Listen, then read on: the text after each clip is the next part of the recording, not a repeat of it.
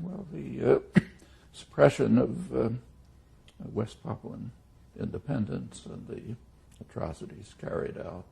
We happen to be right now at the 15th anniversary of one of the massacres. And the support for it, the robbery of resources, the support for it by Australia, Western powers, a major scandal.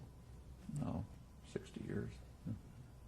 So this goes back to the whole Cold War? Didn't have much to do with the Cold War.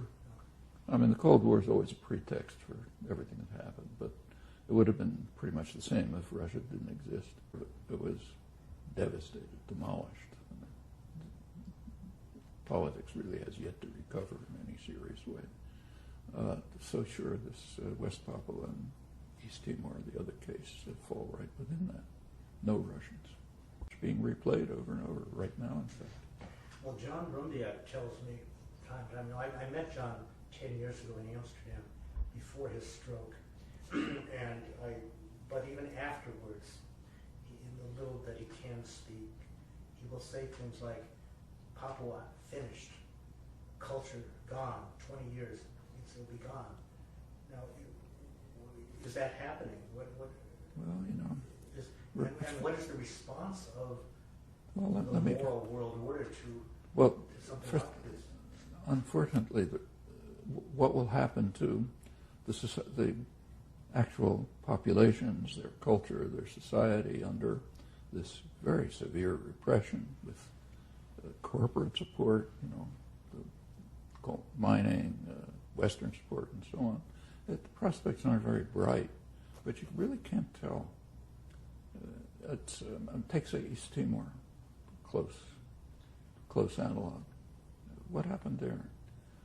What happened by the late 70s, it was virtual genocide. They maybe killed a quarter of the population. It looked totally hopeless. I mean, the number of, you could count, you could fit into this room the number of activists who were working on it. I can name them for you, practically, in Australia and here. It just looked hopeless. Well, it took a long time.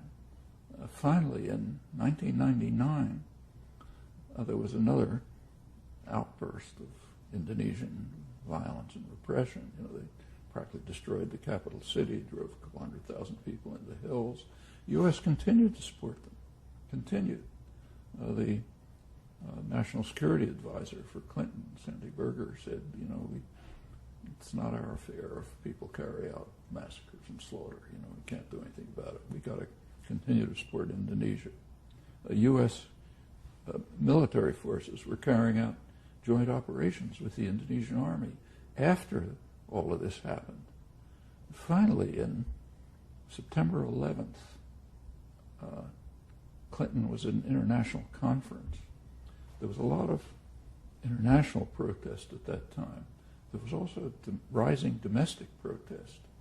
Partly it was the activist movements that had been working for decades. Partly it was far-right Catholic groups. East Timor was Catholic. Indonesia's Muslim, so that was a complicated story. I can't go into the details. It was possible to get influential far-right Catholic groups to put pressure on the government. All of these factors combined, Clinton informed the Indonesian generals the game is over, a couple of sentences. Next day they withdrew. Could have happened for 25 years.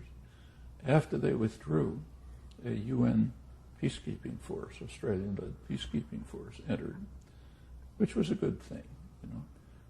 You take a look at how that's handled in history. That's handled as a great case of humanitarian intervention.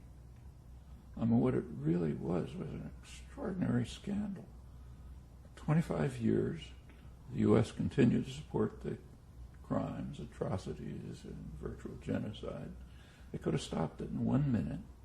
You don't have to invade anyone. You don't need sanctions. You don't need threats. Just stop supporting it, and it's over. That's what the record shows. And that's called humanitarian intervention.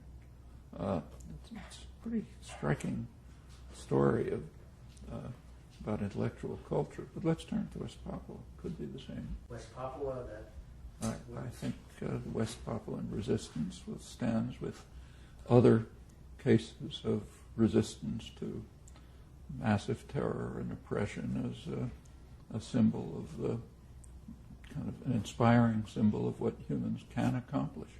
And it may yet succeed if the West is willing to face up to its own responsibilities and actions. It can succeed.